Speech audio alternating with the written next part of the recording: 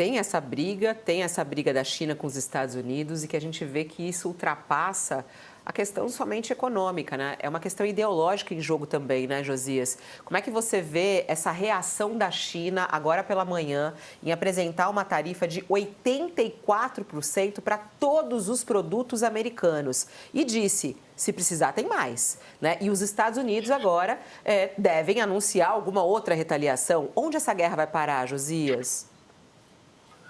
Onde vai parar, essa é a grande dúvida, né? Mas já não há dúvida de que nós estamos vivendo uma guerra comercial.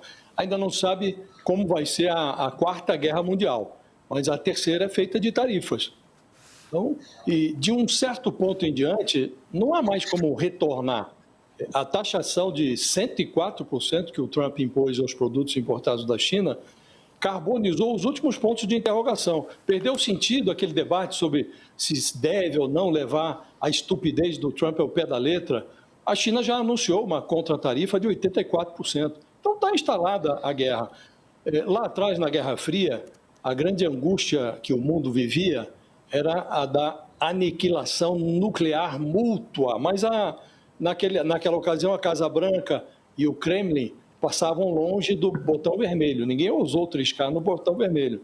Nessa guerra tarifária, que foi detonada pelo Trump, ele e o Xi Jinping apertam os botões um do outro, impondo à economia global uma imprevisibilidade atômica. Então, o mundo está vivendo hoje sob o signo da imprevisibilidade. Na Segunda Guerra Mundial, os estragos colaterais vieram em decorrência do crescimento simultâneo de duas técnicas mortais. Desenvolveu-se, na ocasião, o bombardeio aéreo e a guerra psicológica. E a estratégia de bombardear populações civis foi normalizada, por assim dizer, como uma arma para atingir o moral do inimigo.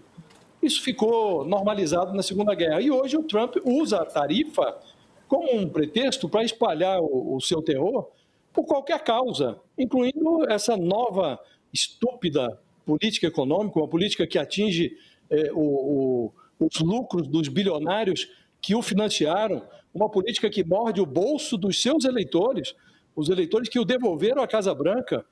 E, em última análise, essa política espalha a recessão pelo mundo, espalha a pobreza pelo mundo. Então, Fabíola, está entendido que o Trump quer destruir a ordem mundial que os Estados Unidos construíram no último século. Mesmo que para isso ele tenha que bombardear o próprio pé, a economia norte-americana e, como tudo na vida, o tirano laranja vai passar. Até o Hitler passou. O problema é que a passagem vai deixar cicatrizes que são permanentes. Ninguém vai mais olhar para os Estados Unidos como olhava outrora. As pessoas vão desconfiar, seja qual for o presidente, vão buscar uma outra fórmula, uma outra forma de se relacionar economicamente com o mundo, sem depender tanto dos Estados Unidos. Então, mudou a ordem. O que vem a seguir é a grande dúvida, mas estamos vivendo uma terceira grande guerra, e uma guerra tarifária. Tem um artigo no The Economist, Josias, falando por que a China acha que pode vencer uma guerra comercial com o Trump. Essa é uma grande questão, né? Porque a gente está falando sobre esse jogo de truco. É possível a China vencer os Estados Unidos nessa, Josias? Eu acho que não é impossível. Essa é uma guerra sem vencedores, né, Fabíola? Todos perdem.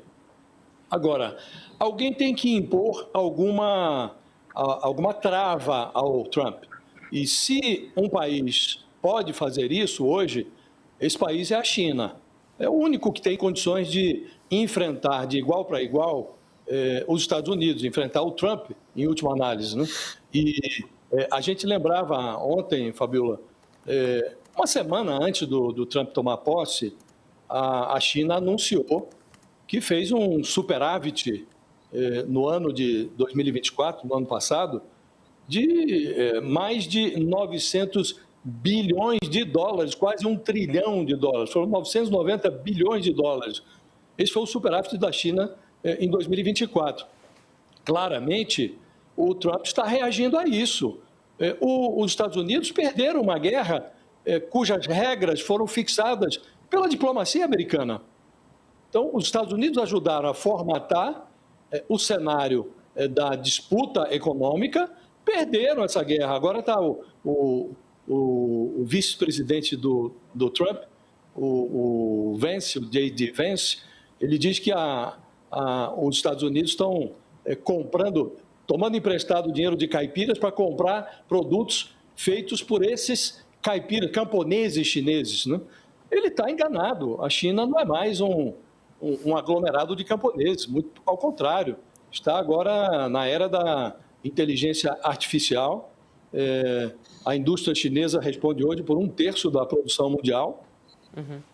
Produz também em série engenheiros profissionais ligados à alta tecnologia. A China produz hoje diplomas numa escala em que que se equipara dos Estados Unidos. Agora está o Trump expulsando cérebros dos Estados Unidos para outros países, porque está levando a sua obscuridade, o seu obscurantismo para o ambiente universitário nos Estados Unidos, está perseguindo a ciência, os cientistas. Então, esse é o ambiente que nós estamos vivendo, né? Então, a China, ela se equipou para isso. Hoje, o Donald Trump fala em reequipar, reaparelhar a indústria automobilística dos Estados Unidos, e a China está exportando carros elétricos. Aqui, para tomar um exemplo que está no nosso quintal aqui, a BYD se instalou numa planta na Bahia, numa planta industrial, que era da Ford norte-americana.